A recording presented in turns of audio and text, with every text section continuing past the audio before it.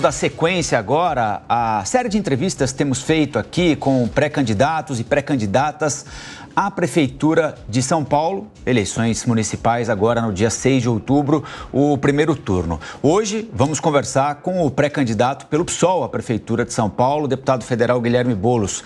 Candidato, bem-vindo e muito obrigado pela entrevista. Obrigado, Rafael. Obrigado, Lívia. Bom dia a vocês e a todo mundo que está acompanhando a gente na Jovem Pan. Deputado, semana passada, a Quest divulgou uma pesquisa, o senhor deve ter visto.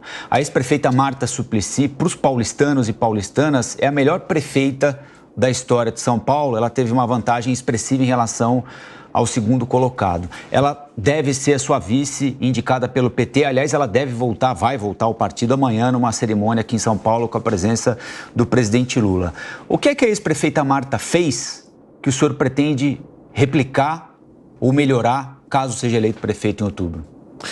Olha, Rafael, a Marta deixou um legado, particularmente nas periferias de São Paulo, que foi muito importante. Foi no governo da Marta que se fez os CELS, que integrou educação com cultura, com lazer, em bairros que muitas vezes não tinham nenhum equipamento público dessa natureza. Eu me lembro quando foi feito o CEL, de crianças das periferias de São Paulo estarem relatando, pô, é a primeira vez que eu entro numa piscina. Foi no governo da Marta que se fez o bilhete único, que virou um patrimônio da cidade de São Paulo para quem anda de ônibus e depois integrado com o metrô. Foi no governo da Marta que se fez também, ou iniciou a se fazer os corredores de ônibus, valorizando o transporte público como um modal importante. Foi também no governo da Marta que se iniciou o vai e volta, o transporte escolar gratuito. Então, são legados que a cidade reconhece. Por isso, a pesquisa da Quest demonstrou. E a Marta, ela agrega para a nossa pré-candidatura, para o projeto que nós estamos construindo para São Paulo, um componente muito importante que é a experiência administrativa. Nós já temos uma trajetória, eu construí a minha trajetória em movimento social, construí a minha trajetória agora como parlamentar, já com realizações importantes, 3 projetos de lei aprovados no primeiro ano de mandato, construindo agora uma frente com 6 partidos para poder mudar a cidade de São Paulo. E a Marta, fazendo parte dessa chapa, ela agrega experiência administrativa para o nosso projeto. Agora, deputado, a gente mostrou agora há pouco, antes do senhor chegar aqui nos estúdios da Jovem Pan, uma reportagem mostrando mais uma ocorrência de chuva forte aqui em São Paulo, mais uma vez quedas de árvores, mais uma vez ruas alagadas, mais uma vez pessoas que tiveram a energia, o fornecimento dessa energia interrompido. Nós falamos sobre uma reunião que aconteceu ontem em Brasília entre o atual prefeito, Ricardo Nunes, e o ministro Bruno Dantas, que preside o TCU, para tratar sobre a atuação da ANEEL nesses casos, que fiscaliza esses contratos, e pedindo a exclusão da Enel, para que ela não atue mais aqui na capital paulista. Para o senhor, tirar a Enel da jogada é parte da solução para o problema? O que é que o senhor propõe? Olha, Lívia, de fato, a Enel é parte do problema, mas a Enel não é a única parte do problema. A Prefeitura de São Paulo não está fazendo poda de árvores. É uma coisa vergonhosa. Nós estamos falando da cidade mais rica da América Latina, que tem 35 bilhões de reais em caixa, e a Prefeitura não tem, male equipes de poda. Quer dizer, o desmonte que eles fizeram foi muito grande. O atual prefeito, o Ricardo Nunes, que é um prefeito fantasma, ele tem esse costume que tem a ver com a falta de liderança dele, com a omissão, com a falta de comando, de sempre terceirizar as responsabilidades. Nós sabemos que a Enel tem a responsabilidade dela e tem que ser cobrada pela agência reguladora, tem que ser cobrada também pela Arcesp, que é a agência que regula aqui no estado de São Paulo, fiscalizada, multada, mas o prefeito foge das suas responsabilidades sempre. A cidade está um caos, pega a crise de segurança pública. Essa semana teve saque na Santa Ifigênia. Eu fui lá ontem visitar o lojista, o seu Paulo e o seu Zé Carlos, lojista da loja de câmeras que foi saqueada. Fui conversar com eles, com a associação da Santa Ifigênia, discutir soluções para o centro. E o prefeito se omite, ele foge da responsabilidade, nada é com ele. O apagão, ele não tem responsabilidade. A Cracolândia não é com ele, o saque não é com ele. Ou seja, é um prefeito que se esconde. Então, de fato, a Enel tem que ser cobrada duramente, mas a Prefeitura de São Paulo precisa fazer o seu papel, que não está fazendo com essa gestão. Deputado, semana passada a gente entrevistou aqui o Aldo Rebelo, que vai ser secretário. Aliás, ele vai ocupar o lugar da Marta, né, na secretaria do Ricardo Nunes. E aí eu perguntei a ele se não era um contrassenso, alguém com a história política dele frequentar o mesmo palanque que o ex-presidente Bolsonaro deve frequentar. Enfim, ele deu lá a justificativa dele e disse que não teria como apoiar o senhor certamente já ouviu falando sobre isso, porque ele era ministro do esporte na época da Copa do Mundo aqui no Brasil e o senhor participava de um movimento que, como líder do MTST, de um movimento que entendia que não deveria ocorrer Copa por aqui, ou que estávamos gastando demais com estádio, pouco com infraestrutura, para saúde, para transporte.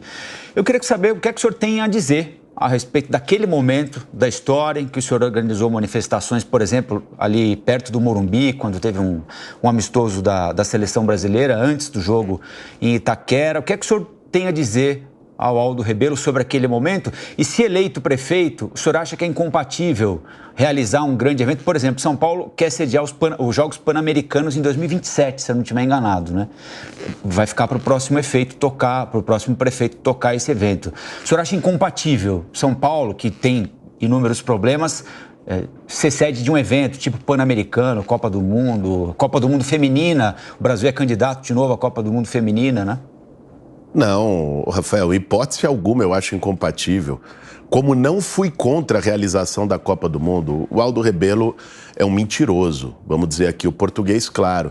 Não fui contra a realização da Copa, o que nós defendíamos é que famílias que estavam sendo despejadas por conta da especulação imobiliária que as obras proporcionaram em determinadas regiões, recebessem moradia popular. O nosso movimento era justamente isso. Pergunte à presidenta Dilma, que era presidente à época, né, e que não está ligada aos mesmos interesses oportunistas do Aldo Rebelo, de ocasião, e que por isso falsifica a história, né? Aliás, o movimento que nós fizemos naquela época resultou agora na construção de 2.600 moradias populares lá em Itaquera. O presidente Lula foi junto comigo assinar em dezembro, pouco antes do Natal, a autorização de obra, o início de obra para o conjunto Copa do Povo, que foi resultado daquele processo de luta e hoje é o maior conjunto de habitação em construção na cidade de São Paulo. E ele é fruto de uma parceria justamente do movimento social com o programa Minha Casa Minha Vida, entidades do governo federal.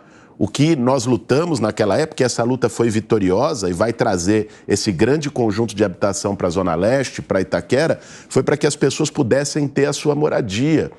O Aldo Rebelo, ele já vem há muito tempo demonstrando qual é o seu campo político, né? Já se aproximou, inclusive, do ex-presidente Bolsonaro há algum tempo e por isso é bastante coerente que ele esteja com o Ricardo Nunes, que vai ter essa ligação com o ex-presidente. E falando nisso, deputado, essa nacionalização de campanhas nas principais cidades brasileiras, que é o caso aqui de São Paulo, o senhor com o apoio do presidente Lula, temos do outro lado, temos Geraldo Alckmin apoiando Tabata Amaral, Jair Bolsonaro, embora não oficialmente apoiando a candidatura à reeleição de Ricardo Nunes. Até que ponto essa nacionalização das campanhas pode ser algo positivo e em que pontos negativo? Primeiro, eu quero discutir a cidade de São Paulo e é isso que eu vou fazer. Eu quero discutir soluções, por exemplo, de por que São Paulo está tão insegura. São Paulo hoje tem um efetivo de guarda municipal de pouco mais de 7 mil. É menor que o efetivo do Rio de Janeiro, que tem metade da população de São Paulo. Nós queremos discutir um projeto de ampliação da guarda, também com inovação, com tecnologia, com inteligência.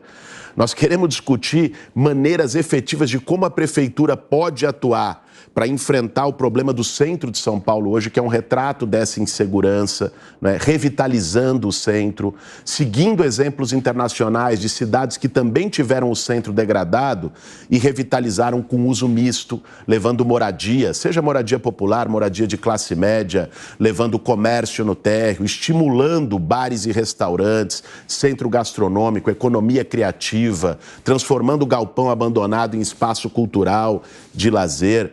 Você pega o projeto que era para ter sido feito no Anhangabaú, era de fazer um porto madeiro, que foi feito lá em Buenos Aires, na cidade de São Paulo, um centro de bares e restaurantes. Você levar gente para a região central da cidade para combater o abandono e a insegurança. Não conseguiram fazer nem isso. Eu tive a oportunidade de andar por várias cidades do mundo no ano passado, justamente para conhecer experiências urbanas inovadoras nas cidades globais. Tive agora, no início do ano, com a prefeita de Paris, a Anne Hidalgo, que fez o projeto Paris 15 Minutos, de redução de distâncias entre local de moradia e local de trabalho, estimulando que tenha mais geração de emprego nas franjas das cidades, nas periferias, para reduzir o tempo de deslocamento das pessoas em transporte público, reduzir o trânsito também com isso, reduzir emissões de carbono, poluição na cidade. Fui conhecer a experiência de transição energética em outras cidades, em Santiago, no Chile, e também em Xangai e Pequim, na China, que já tem 98% dos ônibus elétricos nessas cidades. Não é? O modelo deles de cidades inteligentes, com uma nova geração de semáforos inteligentes que reduzem os congestionamentos. Enquanto as cidades do mundo todo estão inovando, infelizmente São Paulo parou no tempo. O pessoal está discutindo redução de distâncias, transição energética, tecnologias de inteligência artificial para reduzir congestionamento, e a Prefeitura de São Paulo não faz nem poda de árvore. É uma vergonha o que a gente está vendo. São Paulo merece estar entre a lista das cidades mais inteligentes, inovadoras, sustentáveis do mundo. É isso que eu quero discutir. Agora, é natural que o tema nacional também apareça, até porque essa gestão atual está trabalhando contra parcerias com o governo federal, não está trazendo os programas federais para São Paulo. Eu tenho conversado com o presidente Lula, além desse empreendimento de moradia, estamos discutindo a instalação de 2 institutos federais na cidade de Tiradentes e no Jardim Ângela. Já tem 200 milhões de reais liberados no MEC para poder iniciar as obras da Universidade Federal de Itaquera, da Unifesp, um novo campus de universidade pública na Zona Leste de São Paulo. O prefeito até agora não liberou o alvará para que se possa iniciar essa obra. Estamos discutindo a construção do Hospital de Santo Amaro, né, também um hospital federal, trazer recursos para fazer a UPA da Santa Casa aqui no centro.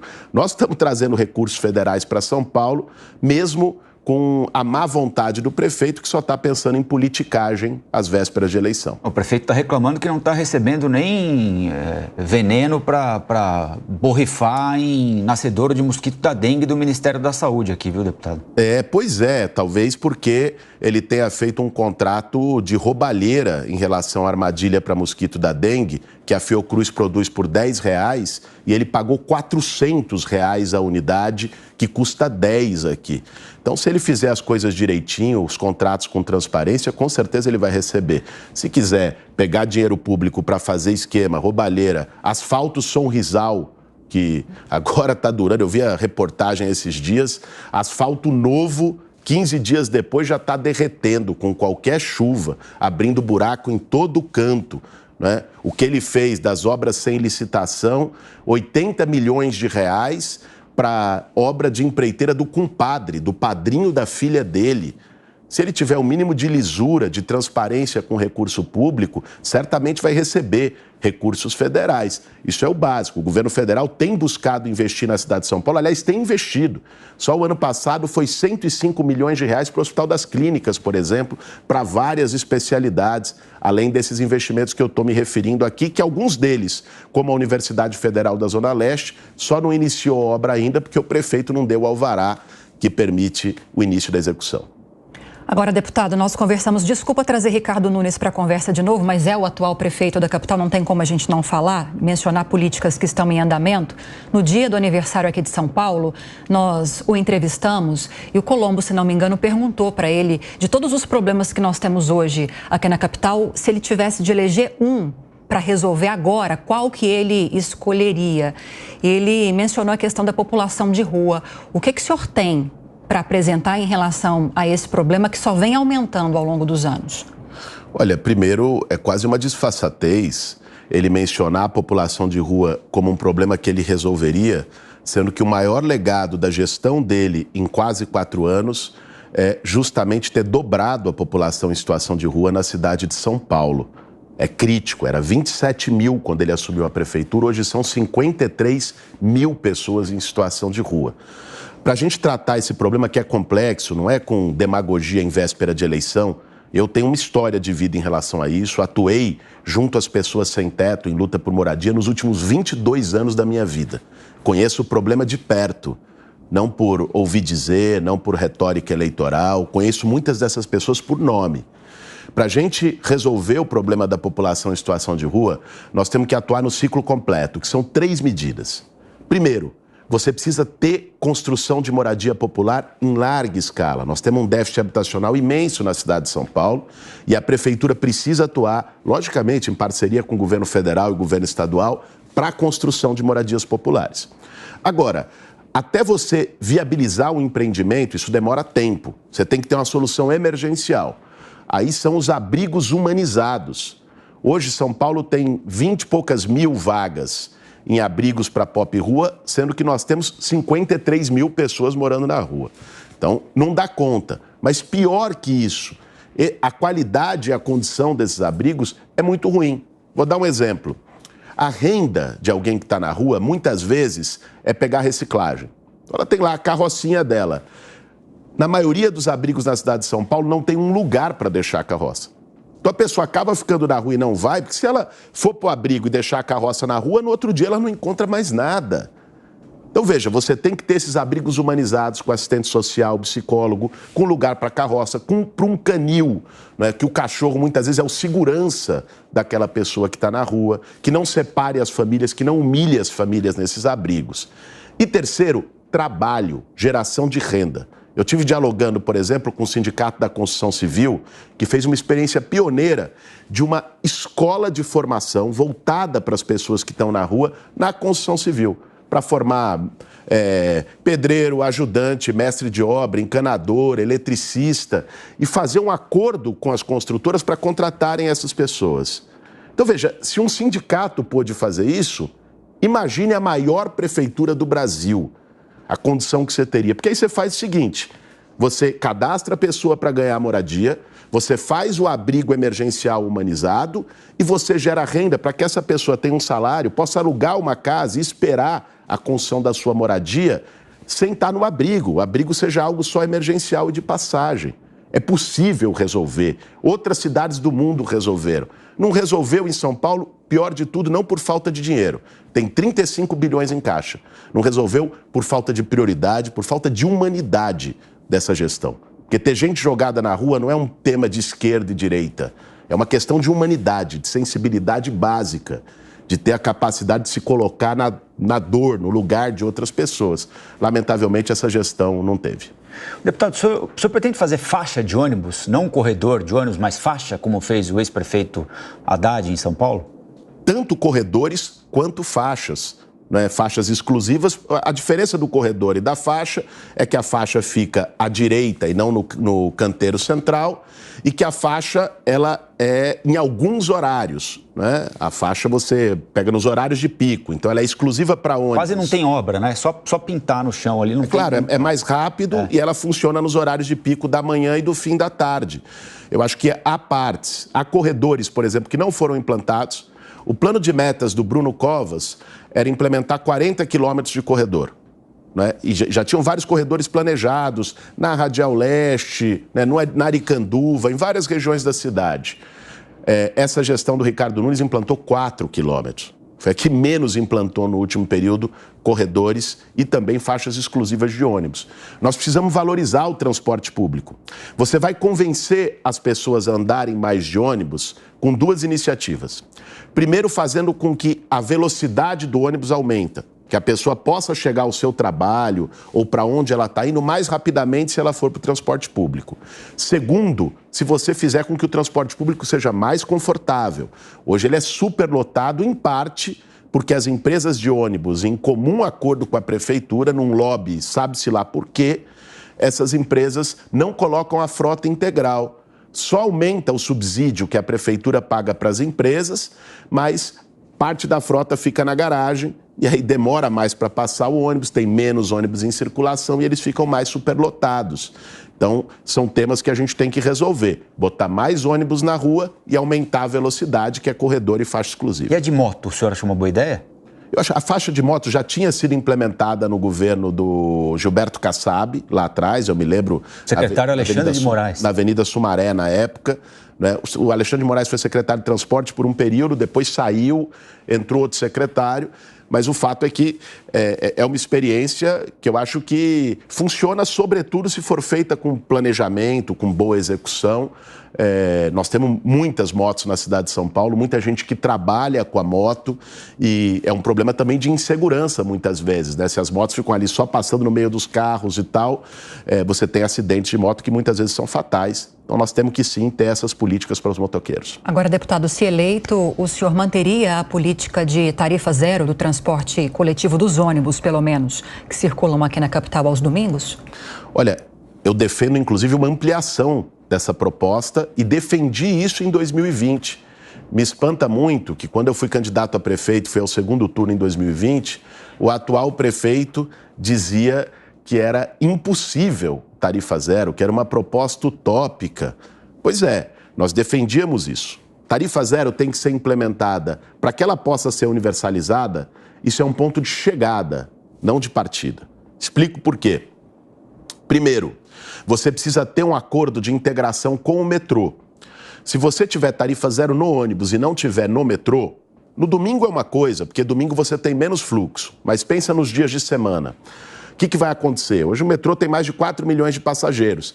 Se ele for pagar para andar de metrô e não for pagar para andar de ônibus, naturalmente você vai ter um fluxo desse passageiro para os ônibus, criando uma superlotação e a possibilidade de colapsar o sistema de ônibus. Então tem que ter essa integração com o metrô planejada. Em segundo lugar, você tem que ter um barateamento de custo, e aí é o ônibus elétrico. Eu tenho buscado conhecer essas experiências, fui para Santiago, me reuni com a prefeita. Santiago é a cidade na América Latina com maior proporção de ônibus elétrico da frota. Fui para Xangai, que tem 98% de ônibus elétricos, uma cidade com 25 milhões de habitantes, bem maior que São Paulo, inclusive, para conhecer como eles operam.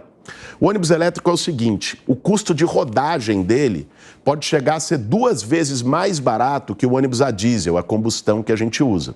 E por isso, se você consegue viabilizar em larga escala o ônibus elétrico, você vai baratear o custo do sistema.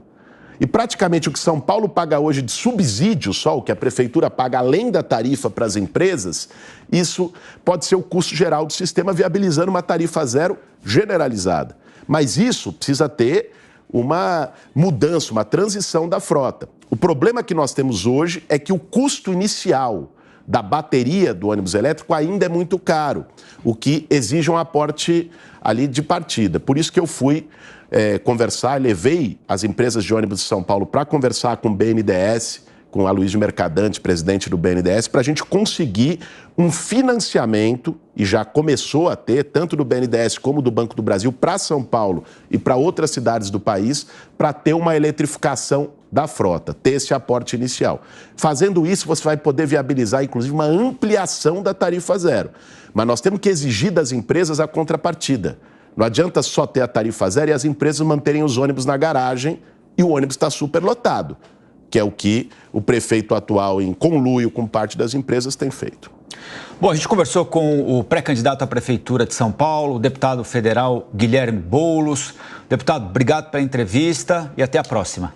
Eu que agradeço, Rafael, Lívia, todo mundo que nos acompanhou nessa manhã aqui na Jovem Pan. Desejo uma excelente sexta-feira, uma excelente quinta, depois uma excelente sexta e um excelente final de semana. Véspera de sexta, como diz Rafael Colombo. Pois é. Obrigada, deputado. Bom fim de semana logo mais.